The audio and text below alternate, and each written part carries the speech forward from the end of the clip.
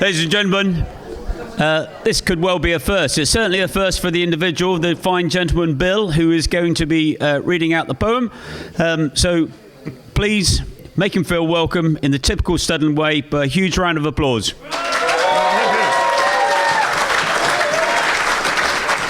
Well, I'm a bit like Chris. I'm not quite sure why I'm here, but since I am, I'm going to recite a poem for you. I'm not reading it, I'm reciting it, and it is called The Shooting of Dangerous Dan McGrew. And it's a poem, a ballad, written by a man called Robert Service, who was a bank clerk in Dawson City, Canada, at the time of the Great Gold Rush in Canada in the late 1890s. And incidentally, when Margaret Thatcher was on the throne, when Margaret Thatcher was Prime Minister, she invited President Reagan to a state banquet at Buckingham Palace, a bit like the Studland Harvest Supper, actually, in many ways. And at that banquet, President Reagan was seated next to the Queen Mother. During the course of the dinner, they discovered they both knew this poem and were very fond of it. So I guess we're in good company. So here it is, The Shooting of Dangerous Dan McGrew by Robert Service. And it goes like this. A bunch of the boys was whooping it up in the Malamute Saloon. The kid that handles the music box was hitting a ragtime tune. Back of the bar in a solo game sat Dangerous Dan McGrew. And watching his luck was his light of love, the lady that's known as Lou. When out of the night, which was 50 below, and into the din and the glare, there staggered a miner fresh from the creeks, dog dirty and loaded for bear. He looked like a man with a foot in the grave, with scarcely the strength of a louse. Yet he tilted a poke of dust on the bar and called for drinks for the house. There was no one there that knew his name, though I searched my mind for a clue. So he drank his health. But the last to drink was Dangerous Dan McGrew. There's men that somehow grip your gaze and hold it hard like a spell, and such was he, though he seemed to me like a man who had lived in hell, with a face most hair and that dreary stare of a dog whose day is done, as he tilted the green stuff in his glass, and the drops fell one by one.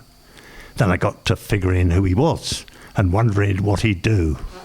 Then I turned my head, and there, watching him, was the lady that's known as Lou. His eyes went rubbering round the room, and he seemed in a kind of daze, till at last that old piano fell in the way of his wandering gaze. The ragtime kid was up at the bar. There was no one there on the stool. So the stranger staggers across the room and flops down there like a fool. In a buckskin shirt that was glazed with dirt, he sat, and I saw him sway. Then with talon hands he clasped the keys. My God, but that man could play. Were you ever out in the great alone when the moon was awful clear and the icy mountains hemmed you in with a silence you most could hear, with only the cry of a timber wolf and you camped there in the cold, a half-dead thing in a half-dead world, clean mad for that muck called gold, while high o'erhead, green, yellow and red, the north light hang in bars. Then you've a haunch what that music meant, hunger and night and the stars, and hunger not of the belly kind that's banished with bacon and beans, but the gnawing hunger of lonely men for a home and for all that it means, for a fireside far from the cares that are, four walls and a roof above, and oh so crammed full of cosy joy, and crowned with a woman's love, for a woman that's fairer than all the world, and true as heaven is true. God, how ghastly she looked through her rouge, the lady that's known as Lou.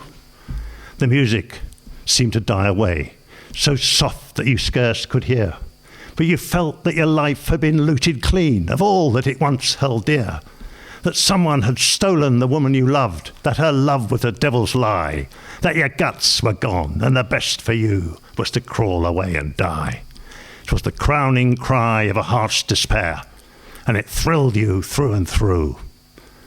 I guess that makes it a spread misere, said Dangerous Dan McGrew. The music seemed to die away, and it burst like a pent-up flood, and it seemed to say, repay, repay, and my eyes were blind with blood. Then the thought came back of an ancient wrong, and it stung like a frozen lash, and the lust arose to kill, to kill. Then the music stopped with a crash, and the stranger turned, and his eyes, they burned in a most peculiar way. In a buckskin shirt that was glazed with dirt, he sat, and I saw him sway. Then his lips goes in a kind of grin, and he spoke, and his voice was calm. And boys, says he, you don't know me, and none of you cares a damn. But I'm going to state my words are straight, and I bet my poke they're true, that one of you is a hound of hell, and that one is Dan McGrew. Then I ducked my head, the lights went down, and 2 guns blazed in the dark, and a woman screamed, then the lights went up, and 2 men lay stiff and stark. Pitched on his head and pumped full of lead lay Dangerous Dan McGrew, while the man from the creeks lay clutched to the breast of the lady that's known as Lou. Now, these are the simple facts of the case, and I guess I ought to know. Some say the stranger was crazed with hooch, and I'm not denying it so. I ain't so wise as the lawyer guys, but strictly between us two, the woman that kissed him, then pinched his gold, was the lady that's known as Lou.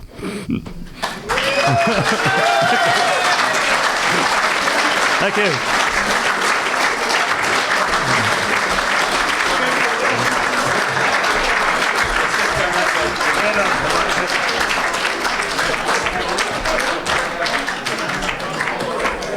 I mean, that really was extraordinary. I mean,